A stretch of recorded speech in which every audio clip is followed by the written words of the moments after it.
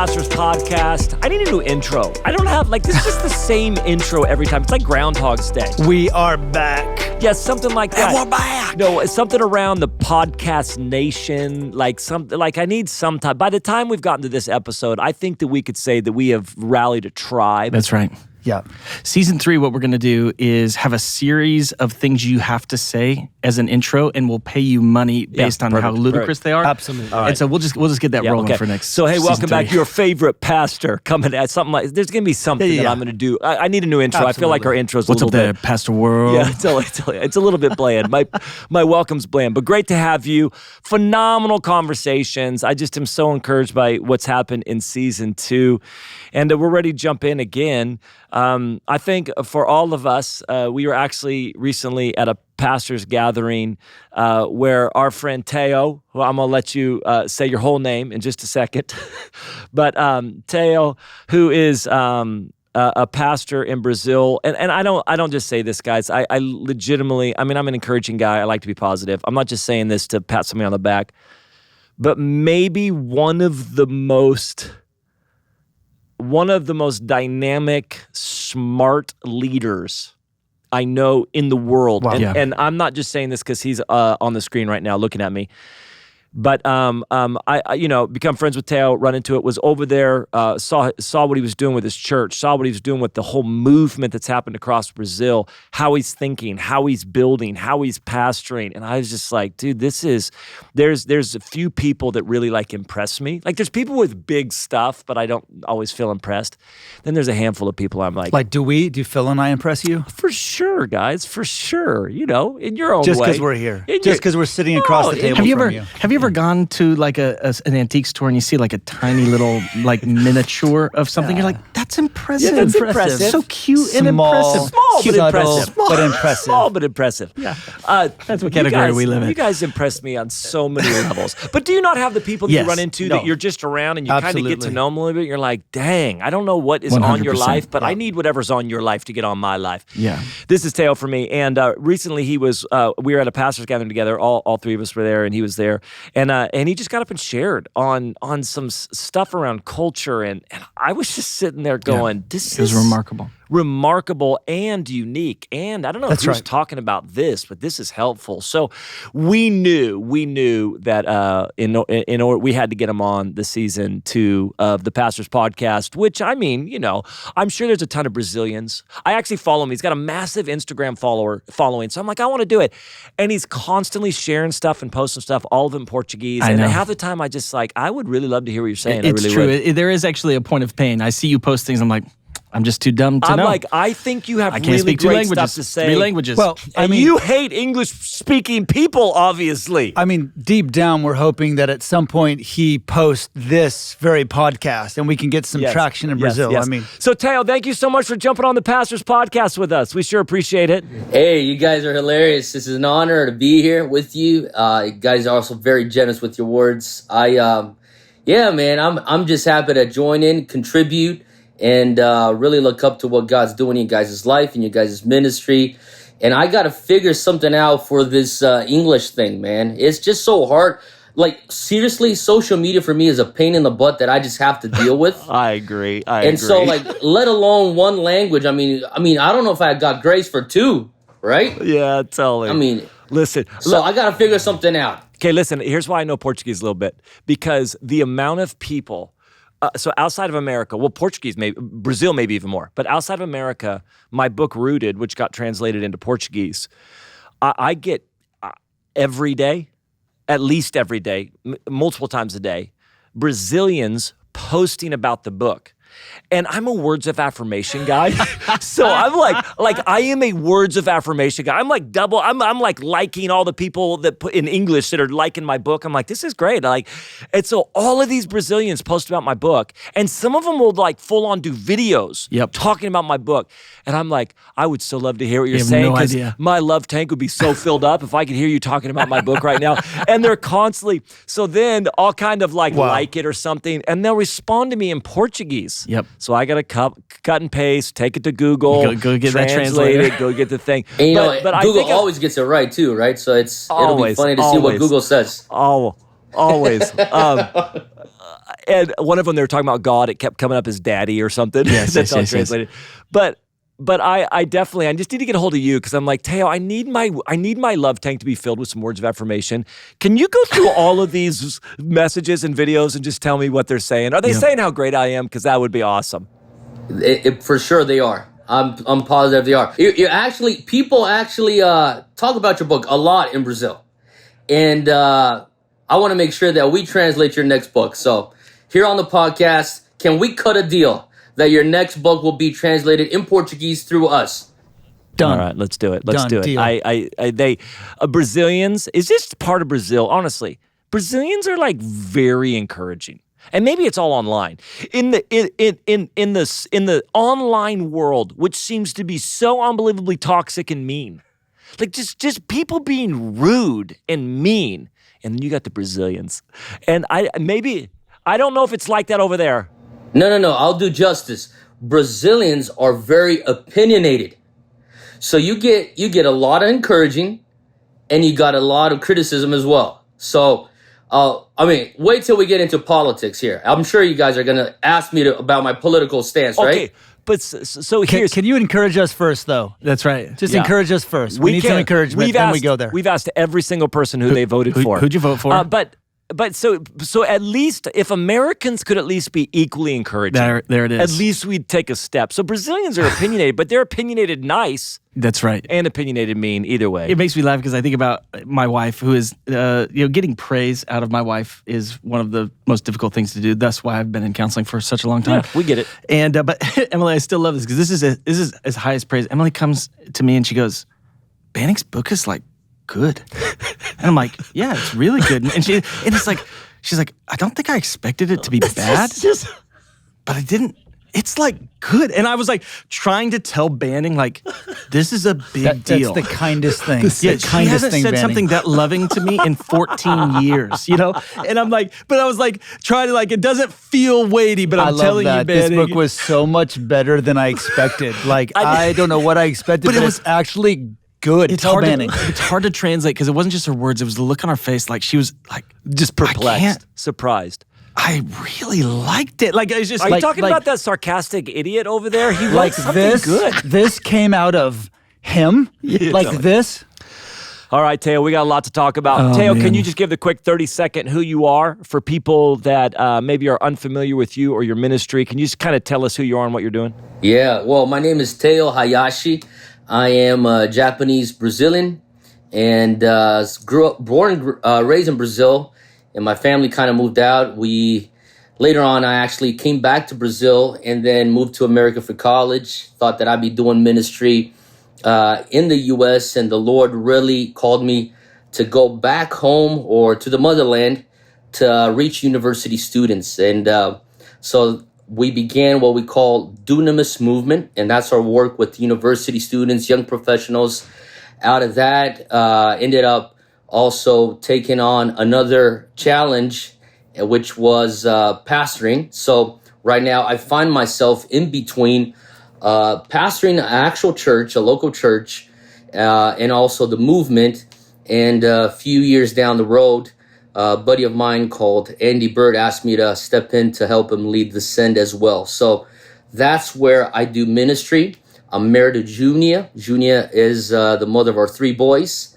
And so we got Zach, 6 years old, Koa, 4 years old, and we got Beni, 2 months old. So we got a newborn in the house, and it's an awesome dynamic. That's incredible. Junior's so great. They have this isn't going to be the top of our podcast, but you've been in America quite a bit.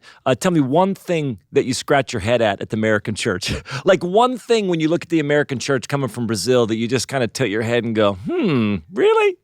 Is there one thing? One? Yeah. So there we go. Hey, listen, this is the encouraging Brazilian, okay? Yeah. Well, you know what? I'm not always, the encouraging, but honestly, something that stands out that like we don't really do it that way. Know what? Sorry. I always am impressed when I go into an American church, and I actually feel very welcomed by the ushers, like very, very welcome. And usually, I don't know what it is, but in Brazil, at times, it's like a fight for you to get a seat at church. In the American church, it's like, oh, you walked into like a restaurant. Hey, how many? And so they're so nice. And yeah, and they always have a very unique smell, a scent in the church. It was kind of like walking into a, kind of like one of those, how do you call them? Crate and Barrel stores? Got that kind of smell. It's the anointing oil The on vanilla the altar. candle. It's Vanilla the candle. It's the vanilla candle. Yeah. Yes. It The is. scent, the smell of the American church. Tell me one thing that you go, I think you guys should do this different. Wow. You put me on a spot here. Well, let me say this. When we say turn to your neighbor, in Brazil, we actually hug people. Yeah. And in America, it's like the awkward moment of the service. Yes. Yep. It's like, just say this to your neighbor, or just meet somebody, just greet somebody next to you. Super awkward.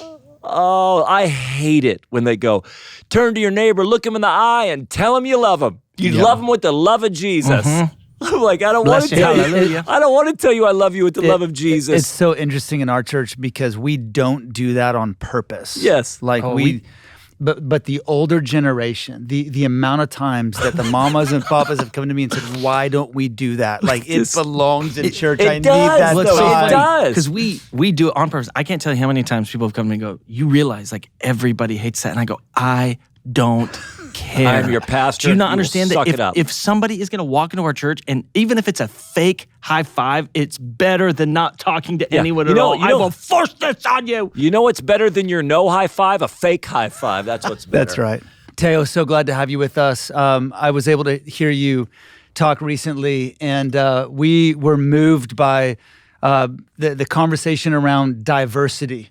As you talked about the future of the church, and as really you gave some insight into what's happening in the United States, in our country, 20 years, 30 years, 40 years from now. You talked about first, second, third culture, and I think it's an extremely relevant conversation for us as pastors trying to navigate our longing for a multi-ethnic, diverse church. And so if you could share some of that with us, it was so helpful. Yeah, I'd love to. Well, first off, let me just say this. I at times feel that when I'm in America, I'm home and I'm not at home. And I feel that when I'm in Brazil, I'm home, but I'm not at home, right? So for me, it's just been this constant thing of growing up in two different cultures and just feeling displaced at times. Now, the thing about it too is, as a Japanese Brazilian, the reason why my family made it to Brazil was because my grandparents were sent as missionaries to Brazil to evangelize the Japanese immigrants. So I am I would say the second generation of Japanese in Brazil, or third. And so to a certain degree, I know what it is, the heart of an immigrant. And when you're growing away from what is your motherland, but then as the years go by, that which was your motherland is not your motherland anymore. And I feel that what's happening right now is, well, before I go into this topic, I really believe, at coming as a grandkid of a missionary, that the Lord honors countries that send missionaries. And America has sent so many missionaries across the world. I remember growing up in church in São Paulo, Brazil, being impacted by the American missionaries that were there in the 80s and the 90s. And this was before the big boom of the evangelical church in Brazil. And today you won't find many foreign missionaries in Brazil, but they're still there. But there's a lot of seed that they planted there in the past, and now it's producing fruit. Now, I say that because I believe America has wells of revival that has to do with the Christian legacy and Christian heritage of always blessing the nations. And part of that, too, is because of blessing so many nations, God has prospered America. And it has to do with the biblical worldview that is ingrained in American society. Now, I know that lately we see kind of like a countercurrent to those biblical worldviews, but it's still very part of what the American society is. And I'm speaking now as a foreigner looking into America. And what I think is very unique is God is going to honor those wells of revival. Now, what I think too will happen is maybe the people standing on the platform will be different, but the wills and the promises that God has for America, they will be fulfilled. It may not look like the America that we knew in the past, but they will be fulfilled. So I paint this background picture to say this. I remember in college, I went to a small private school in Pennsylvania, and I used to play soccer there with a buddy of mine from Colombia. And he had moved with his family from Colombia to America. He was probably 5 years old. And he grew up, in America, basically going to school in America, learned how to learn English as a 5-year-old kid. And he would tell me this: inside our house, we had Colombia. So we would eat Colombian food. We would listen to Colombian music. My dad would watch Colombian soccer. It was like my aunts and uncles, when they would come and visit, it was like we're in Colombia. The moment that I would step out of my house, I was in America.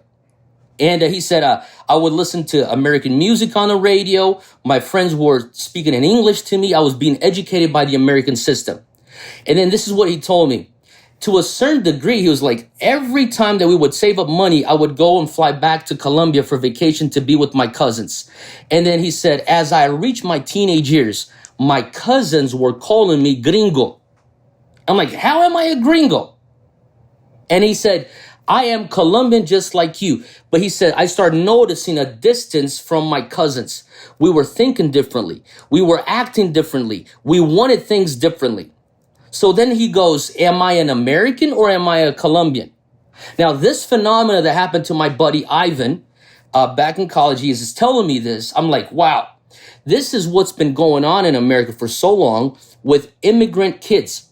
So if you think about it, take the 70s. Like you take like the heavy immigration coming in the 70s from Asians. You go into the 80s, a lot of Asian immigration still, but then you come the Latino immigration. And today, it's all the nations are coming to America, right? So you take the last, 40 years, 50 years, and you'll have people that were born here, but they have parents from another nation with another ethnic background. And if they're Christians, they probably have a Colombian church. They probably have a Korean church. They probably have a Thai church or a Cambodian church. But their kids, after a while, going through the American educational system, they're going to church for the food. They're going to church to see their aunties, their uncles, their cousins, but they're not going to church because they really relate to the way that church or that community lives out faith.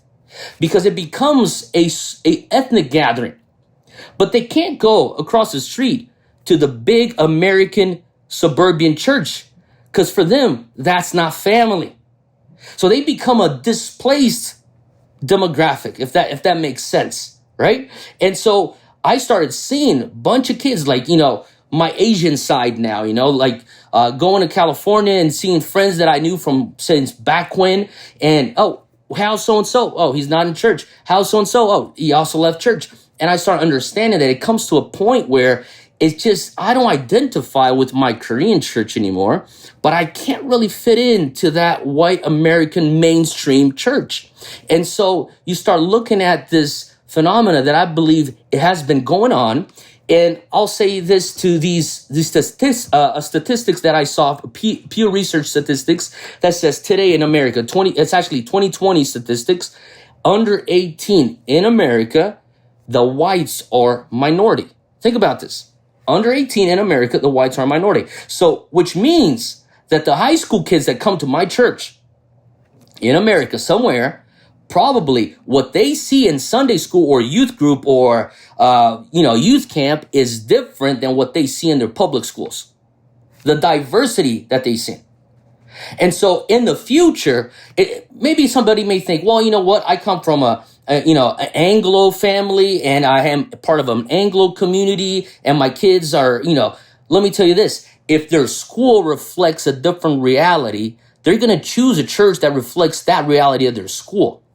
So even though they go to an Anglo church because their daddy went there, their grandma went there, they're being raised with a different mentality because right now in America, under 18, 50%, over 50% of the kids are they're not Caucasian. So I don't know if you want to comment on that, but I mean, I can still keep taking that direction. No. I'm just leaning in. Go. Okay, so I think for those that this, aren't watching on YouTube, I'm leaning in just to kind of get more. And it looks like I'm wanting to interrupt him. Teo, I want to just kind of identify a few things you've said, and then have you keep speaking into them, because I think one, we just all recognize, every pastor who's listening to this, that the conversation around diversity and issues around diversity is significant, and not only significant because our world is having it, and there's pain attached to it, but significant because as believers, this is a call of the gospel, right? Ephesians 2, the dividing walls of humanity have come crashing down. In its place is a unified man. That unified man has power, right? That's not. I'm just saying. So this is. But this is hard because it's also conversations that feel like they've been. I'm even hearing you, Teo. I haven't heard the last time somebody's said thank you. Not that anyone does, but has expressed thankfulness for American missionaries. Where right now the conversation is around colonization. Yes. And again, I'm not saying that there isn't some truthfulness to those hard conversations, but it's again, I'm just pointing out as you're speaking into this. Yes, there is. And then just the flat out reality of what we want for our children, and that what we have to come to terms with is that the future is multicultural. That's right. No matter what you would think, no matter what side you're taking, it just is what it is. And in America, yes, in America, Absolutely. and that actually the tipping point of where minority becomes the majority, white becomes the minority, and that actually the future of the church is us looking into that place, going, God, move. And I want to just say, as people who believe the Bible, and as people who want to believe, the greatest news for us is that as white communities continue to go more and more progressive, ideologically moving away from those principles, it is actually, as God has sent the nations to America, that it is the nations who are going to hold the ground on the truth of Jesus. And if we as a church could figure out how to become fully empowering of this multicultural movement, I believe what Teo is saying is that this is where revival is going to come. So I think I'm just trying to point out for all the pastors listening how important this is, because it's touching our pain points, touching our dreams and desires, touching our cultural conversations, coming into this conversation with honor, which is rarely being had right now, but that's not dismissing the stuff. And so, Teo, I want to just say, for pastors who are, every ounce of conversation that is being had around this issue right now for pastors, it is not fun. It is painful. It is where it feels like where they're failing. It's conversations they don't feel fully equipped in, and not because they don't want to have answers or don't even have answers. It's just, so in light of what you just said, how do we as pastors, even speaking specifically to the American church, how do we take steps forward that are life-giving, that are God-honoring, the right ones, even if they're hard ones? But how do we? I think everybody's stuck, bro. Everybody's stuck. Everybody feels the gut punch. I don't know what to do. The world's against me. White guilt, and those are hard conversations. And we just know that while there's truth in figuring out a better way, that we also know the Spirit of the Lord is trying to invite us into a way forward that isn't full of shame, that just gets to be full of life. I see a huge opportunity, actually. So with this, I'll use this as an example, right? Why did those immigrants, the parents, come to America? Most of them came for the American dream. Most of them came here to prosper.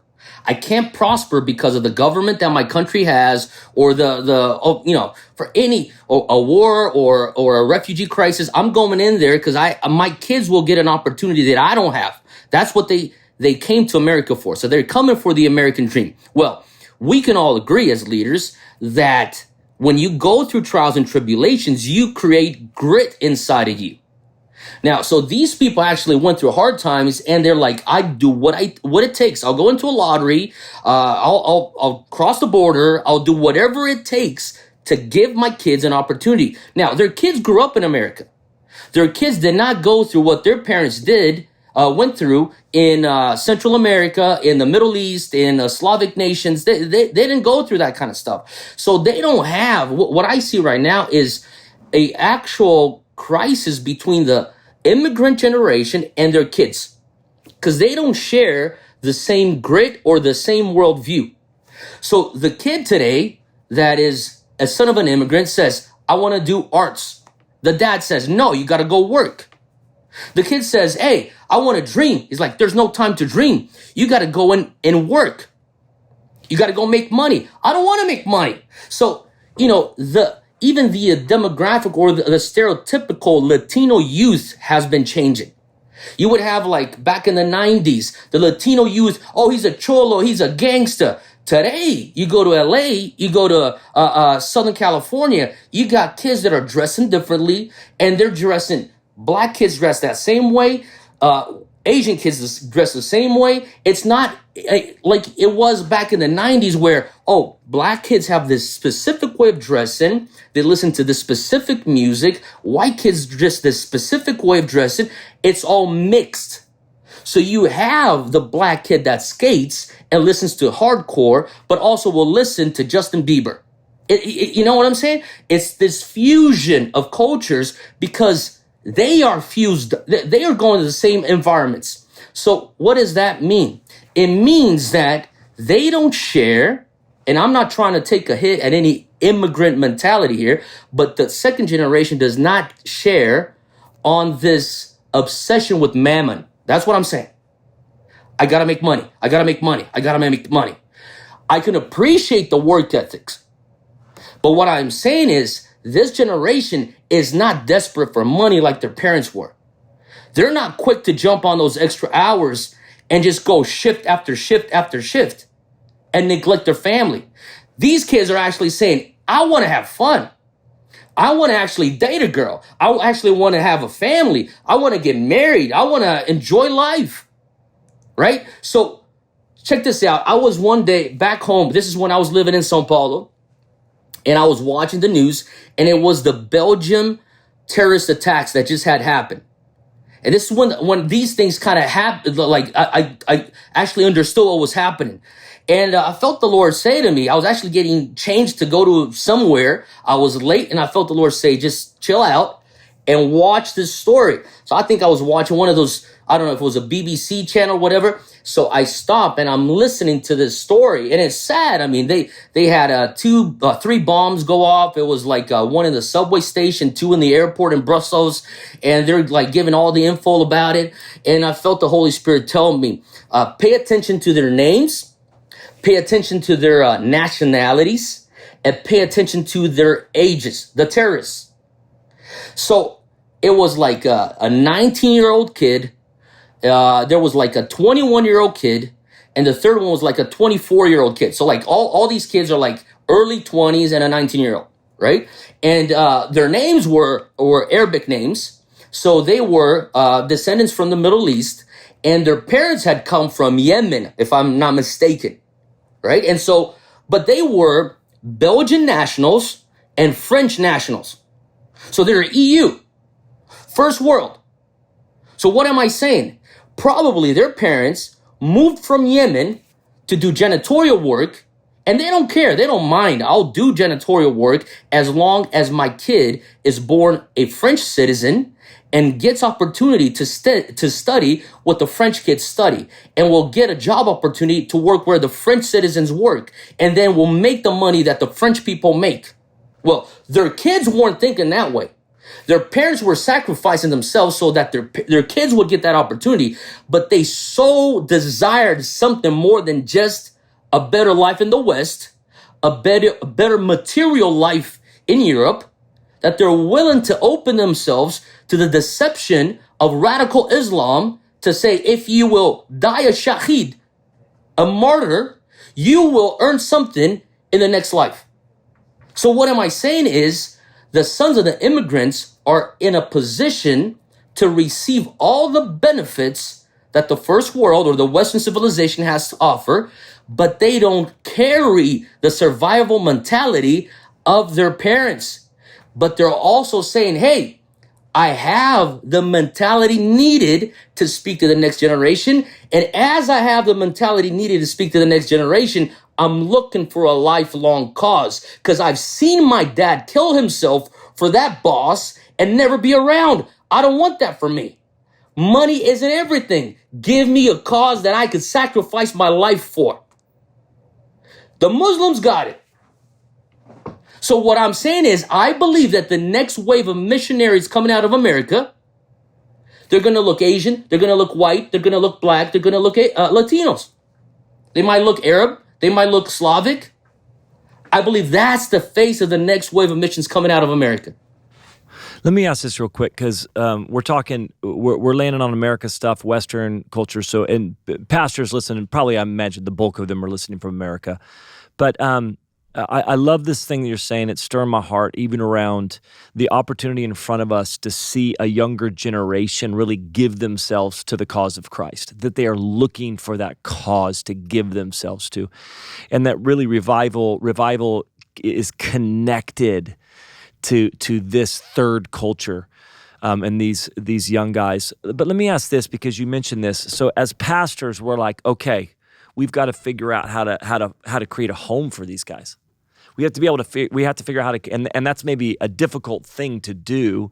But this is one of the journeys for me around the multi-ethnic issue, is sitting down with people in our church that I love dearly, that are bought in, but still hearing from them that are coming from different cultures, still hearing from them like, it doesn't fully feel like home. Like they still feel a little bit like an outsider, or, and I get it. I remember talking to, we become close with a bunch of the people in the Crow Nation, and they live on a reservation in Billings. They come from out in Montana. Really incredible people. God's done some incredible work out there. Anyways, they've come to the school of ministry in Reading, and I remember talking to one of the young ladies. She's a young adult, and I said, "Hey, how's it going?" And she goes, "It's going good, but it's odd." She goes, "I'll come in." She goes, "All the girls will come in, and they've all got their hair in a ponytail, and they bring out their salad, and they've got their Yeti water bottle or whatever, and she just feels out of place." And this is and then she goes, "But there was another native girl that came." She said she walked up, and she said she was holding a Coke, bag of fiery Cheetos, and a McDonald's bag, and she immediately just was like, that feels like home. And it was intriguing to me, because she was loving where she was at. I mean, like, she was there, the presence, the hunger, and all that type of stuff. But I just thought, God, how do we create a place where people feel at home?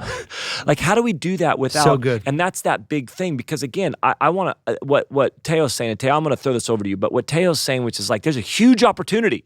There's a whole generation that I think could carry revival, that would say, give us a cause. We are here. But as we gather them in our churches, and we're not even just talking about immigrants. The people I'm talking about aren't even immigrants. We're just talking about African Americans, or in this culture would be some immigrants with Slavic and things. But how you've been so this is what resonates with me. You're like, I don't feel home here. I don't feel home here. How do we as a church build an environment where people feel at home? Wow, it's so good. And how do we do that? I mean, that is a quest that we're on. And now I'm even more on it, because I'm like, yes, revival's connected to those guys who are going to feel at home. You know what I mean? But how do we do that? I mean, you're in a unique spot with living in America and coming from different cultures. You know what? I've always felt like, I had this thing. I remember going to Japan the first time. I was 20 years old. I've always felt once I go back to Japan, I'll feel home. Because by that time, my life was between Brazil. We had lived my early teens. I had lived in Europe and America. I don't feel home in any of these places. When I hit Japan, it's the motherland. I will feel like home, and I didn't. I actually felt like it came to a point where I'm like, you know what? I just might as well go by as Hawaiian, and people will treat me nice here. And then I felt the Lord say to me, "I made you that way on purpose." I'm like, "Lord, why?" So that you would not get rooted in a place and not become and flee from being mobile, because I want you mobile to go to the nations. So I know I'm talking personally, but to answer to your question, this is what I think. A lot of these kids, they're inside their soul, they're displaced. And I've found that when I kind of got that... Hold on one second. I so want to hear what you're saying. And I wanted to say this. I don't think it's just an immigrant issue, at least in America. I mean, like we are talking about, as far as Latinos and all, but the African American issue. This is that issue. This is that thing of like. So keep going. I mean, it's not just like, well, these guys are second generation, so we're trying to figure out how to make them feel. But keep going. So I'm with you. But what I'm trying to say is, it is humanly speaking, that's not a good situation to be in. But when we take a look at that through spiritual lenses, I feel that's an opportunity for you to get a grasp of the revelation that before we have a EU passport, a Brazilian passport, an American passport, or whatever passport it is you have, you are a kingdom citizen. So my primary identity, because of my crisis, has become, you know what? The government that issued this passport does not define me. I was sent by heaven on a mission on earth. I answer to the King of Kings. And I know it sounds so spiritual, but actually it just landed in me as this thing of like, this is it. This is it. And so I was seeing that the Lord's hand was even using something that was a point of pain in my life to really consolidate this spiritual truth. You are a kingdom citizen. You are not of this world. And I've called you to transform this world, but before you were a Canadian, you were from heaven. Before you were an Italian, you are from heaven. Before you're Brazilian, you are from heaven. So I say that because when we look at how do we build communities where these people will feel at home, I really feel that a lot of times, unfortunately, in the West, we allow a lot of our secular culture to dictate how we do kingdom culture. And I feel that when we approach the fellowship of the saints from a heavenly perspective, saying, what is kingdom culture? Oh, I know in America. Oh, we are a church in America. We are a church in France. We're a church in Paraguay. I got it. Take out the Paraguay, the America, the France, and just say we are church. Can we focus on the identity of what it means to belong to the fellowship of the saints? And after we got that down packed, let's look at our nationality as a mission field. Let's look at the place where the Lord allowed me to be born to as a mission field. Because there really is not going to be another way for us to really make these people feel at home. In the world that we live in today, which is very different from the world 200 years ago, we have so much immigration happening at such a fast speed that I believe that the quicker the church grasps the kingdom citizenship concept, the quicker we will be to create kingdom communities where, my dream is for a Japanese kid saying, hey, I want to do an internship out there in Sao Paulo with you. And he flies in and he just feels right at home. Now, I know there's going to be secular social components at play, but, if I can minimize those and enhance the heavenly kingdom components at play, I think we got a bigger chance of creating kingdom family.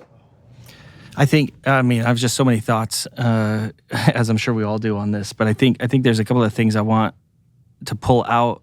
First is this. I one of the things I see happening all the time, and I know I've in my own life, personally in my church, I've been giving myself pretty extensively to these, because I think when we're talking about right now, even turning our eye to some of the racial points of pain in our nation, and an undeniable reality that there has been a historic woundedness in not only our nation, but as the church in that place. So what's happening is a right seeing that something needs to change, but then what's happening is we're putting the secular answer into the church, and no wonder it's not working. That's it. And then they see the secular answer, and then they go, well, I'm not going to be a part of that, so I'm going to do nothing. And so the two options are, there's no problem, or let's have a secular answer. And I just think if we as churches could actually go, hey, no, listen, I see this, and I'm going to bring in the kingdom, I believe there could be a flourishing in that place. I think, second, I even know this from my own life, which is, it's a different story, so I don't try to make it the same as certain people's stories. But, growing up in a 90% Mormon culture, where I was the lone Christian in my high school, I grew up. When you have grown up in any sense of a minority, whatever it may be, and I'm not trying to make my story equal to other people's stories, but when you have grown up as the minority in a majority culture, you get shaped by it. And you realize that actually you're okay being a minority in a majority culture, but the power of when anyone in the majority culture comes towards you, right? And that's in my little hometown in small town Idaho, of when a majority Mormon culture would make room for the sole Christian, non-Mormon Christian kid, right? And think about how much how more powerful that happens in deeper connection points of ethnicity and culture and race and color. And so I just think part of what we have to receive is that majorities always suck at moving towards people. That's just every culture in history ever. We've got to stop making it an accusation. We've got to stop making it about this person or that color or that race. Every nation, every culture, throughout history, majorities have a hard time not seeing themselves because that's part of being the majority. But if the kingdom, if we could just start moving the slightest bit towards each other, I think it would do radical things. Like the smallest amount of movement would do radical things. And I think part of what you're saying, Teo, is there's a skill set in these 15 to 22-year-olds where this is like natural. Where part of the answer is even where I would go, I don't know, this is hard work for me. They're like, that's not hard work for me. And I think that's part of what we need to raise up is leaders who this is just in their DNA. Yeah. And the natural expression is going to come out of them in a way that changes people's lives. Nate, how are you? I mean, you're in a city that's smaller than the cities that we're in, and then you're in a city that's a little bit further disconnected from, I imagine, waves of immigration or even the issue of color. Absolutely. In Redding is different, you know. Yeah, quite different than Phil's story. I mean, I grew up in predominantly white Redding. And so growing up, I had very few colored friends. I had maybe an Asian friend. I didn't have a black friend until college. And so the reality was in our church right now, we long so deeply for a multicultural, multi-ethnic expression of heaven, of the kingdom. And we have more young Latino, Black, Asian leaders and young disciples in our church than ever before. And why this is helpful, Teo, why this is helpful for us is I haven't heard anyone in my life talk about anything like this. Yeah. And so as we're pursuing young leaders, we have a deep passion for life on life, discipleship environments, and walking with young people into identity and into the fullness of their lives. But talking about first, second, third culture and helping us understand the soul displacement, as you called it, man, it's deeply helpful. I don't know that. So as a father in our house, as a white father, it's really helpful. Pursuing these young leaders that are there and they're longing for home. This is really helpful for me to understand. It's both exciting and helpful. It is exciting when you talk about revival and like vision, and yet we've got some work. Well, absolutely. And then Teo, it's unsurprising that this conversation veers this way for three pastors because, I mean, this is the pain. I would say, I'd walk through 10 COVIDs before everything that happened with in the summer of 2020 with George Floyd. Would you walk through 10 elections? Oh no! There's it was the election, and the points of racial pain. So to me, those were connected. Those yes, I combine those things. Okay, I don't want to walk through 10 COVIDs. Well, I don't either. But I'm saying, can we just clarify this real quick? Okay, I'm a person of hyperbole. COVIDs. My point is, what was actually so hard about that last season to me wasn't COVID. It was attached to those issues, and so in that there feels so little hope. It just feels permanently full of shame, permanently full of, and what I love because we know the kingdom. Yes. The kingdom is going to address things that are off, but it's going to address things that are off with resurrection life. And you're just searching, and it's just that there is something about this tale where it's like, oh no, that's resurrection life. Yeah. Because again, I don't want diversity because I'm ashamed. I don't want diversity because I'm trying to have an answer for my white guilt. I want diversity because I believe Jesus. I want diversity because I believe the Bible. I want diversity because I genuinely believe revival's coming from this. And we need to find the voice that really answers the questions, but through the voice of resurrection and not through the voice of secular shame. And because I can't do it anymore because it's not where Jesus is. And I think that's where most pastors are. But I want to say to any pastor listening, if that's where you're at, don't give up because it matters. Let's just redirect towards resurrection. I just think we need to redirect towards resurrection. Phil, if I could just jump in real quick, this is what's helped me a little bit too, is the fact that, we all know successful people begin any endeavor with the end in mind, right? And so as a Christian, as a minister, as a leader, we're thinking, what's the end of this, right? And what I've seen, and when I say the Western church, I would include the Latin American church as well. I love the church. I'm a local church pastor, but I think that at times we are very narrow-minded just in church. And when I say that is, I look at the Great Commission and I see that the end goal of any church leader is not to grow his or her church.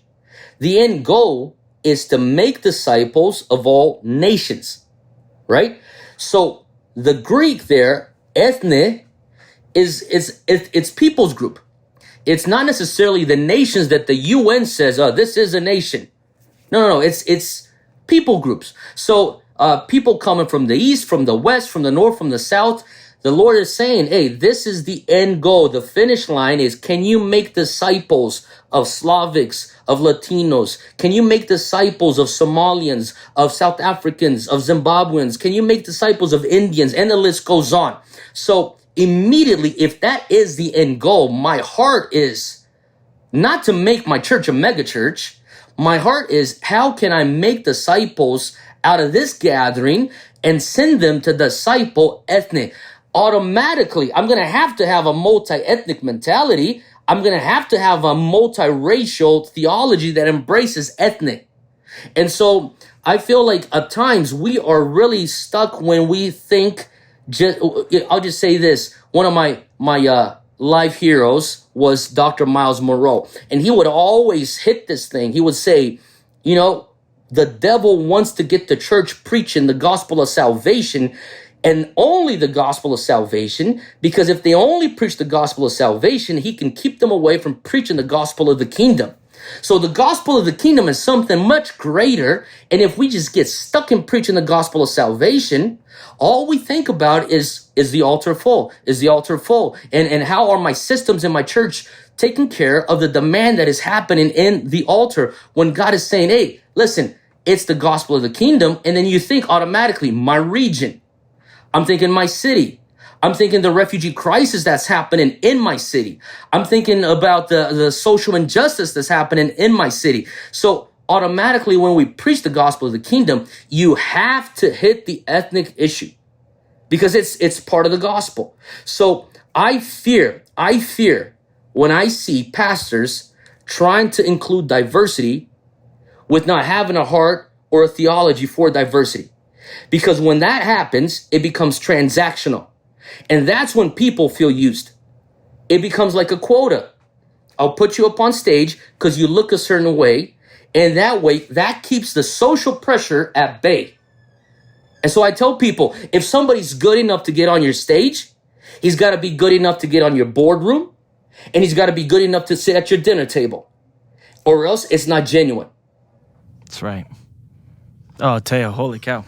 Well, I think at the core, what you're talking about is a church culture that values doing great church rather than making great disciples. Oh man. And so we end up using people to grow our church rather than growing people for the sake of the world. And that is God's heart. I love how you talked about, this in the conversation of discipleship. I honestly, I feel like many of us need to repent or really look at, do I really have a heart to disciple people groups? Because you said the future of the church is multi-ethnic. And even some of the statistics you shared with us before, by 2030, by 2040, the future of the church will belong to those who can do this well. And churches that can't will be irrelevant, not because they aren't doing great church, but because they've really lost the next generation. Oh, and I just even think about this because Teo, I mean, if I could just like create a world where I got to help people have all of the experiences that help them become like Christ. I think something that shaped your life and has shaped like the power of actually a season where you are in a missional context and you are out of place.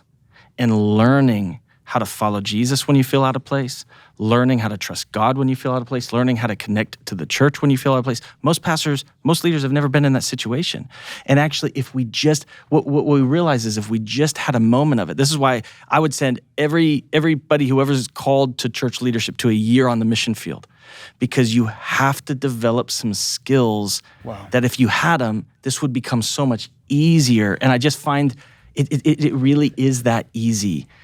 But it's learning a skill set that most people have never had to learn. Yeah.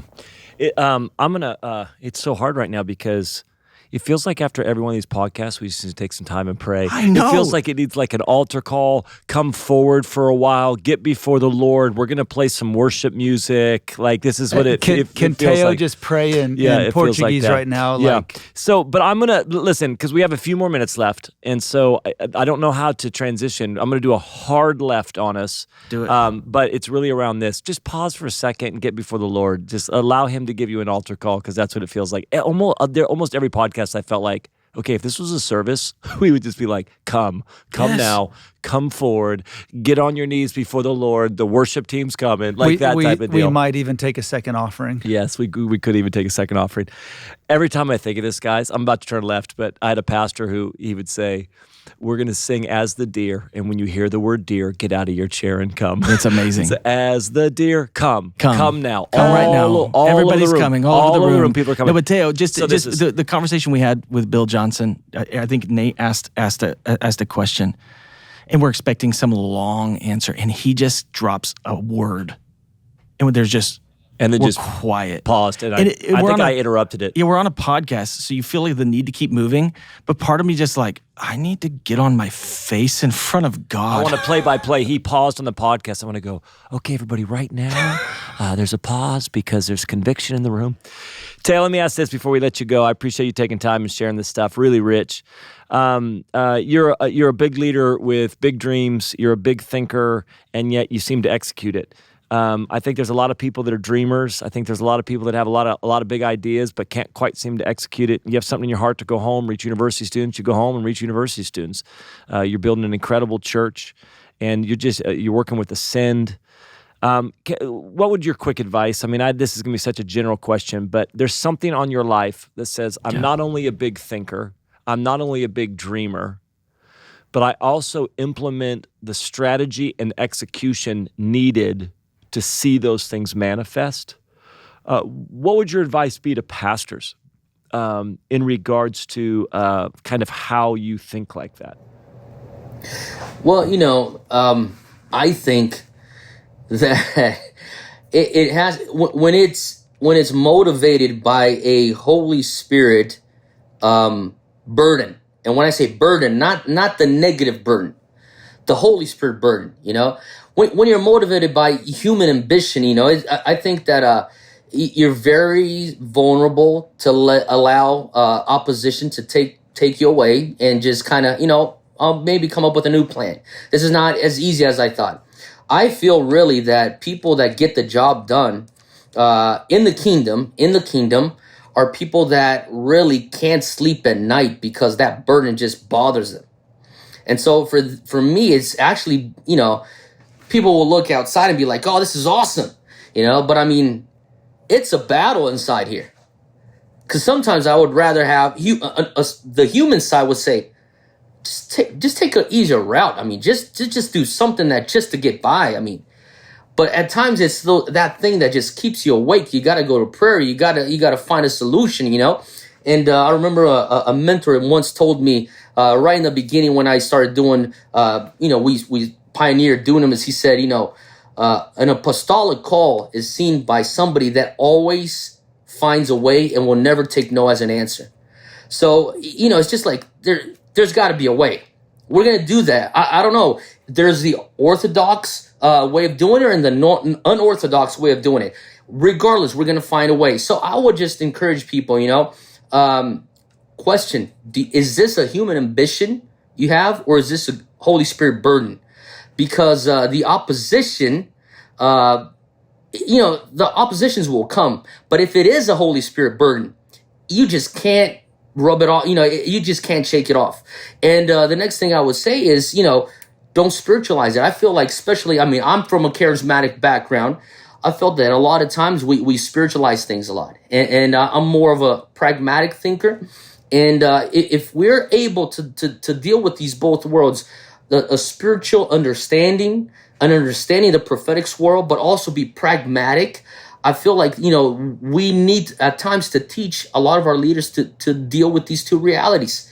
You either get people on one side or the other side, and usually one is, you need both to get things done when there is a Holy Spirit burden.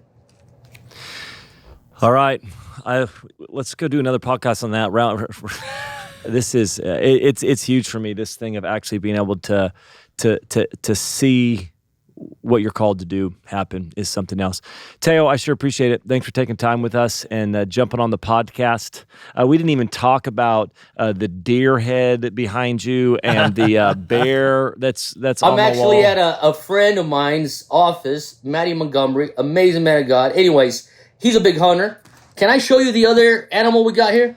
For anybody that's not watching YouTube, I'll just give you a play-by-play. On the wall, yes. There's a full-on like half of a bear, though. It's not like a bear head. It's like a half of a bear posed, like growling, standing up on its hind legs. It's amazing. That's got to be the most Tennessee thing I've ever seen in my life. Yeah, what pastor doesn't have a bear on his wall? There's more. No, that's how it works. So, Teo, thank you so much. Hey, how can people find you? How can people find you? I follow you on Instagram because we're friends. And then I kind of try to like things. I'm the same way as you. I don't want to do one language. Like social media for me is like, I got to think through this. But you got to, I just am hoping that every time I double click, you're not speaking heresy. That's what I hope it is. I'm going to like this, but I hope you're not speaking heresy right now. Listen, I like the passion. For me, I don't care about what he's saying. I just like it because it somehow ministers deep into my soul. That's awesome. I'm a I man. appreciate that, Nate. Hey, guys. Love you guys. Yeah. Love you guys. Hey, guys, so good to have you with us for Season 2 podcast. Thanks for jumping in and being a part of it. Hopefully you enjoyed the conversations. If you haven't listened to the other ones, go back, check them out. Season 1 and all of Season 2. We'll do it again.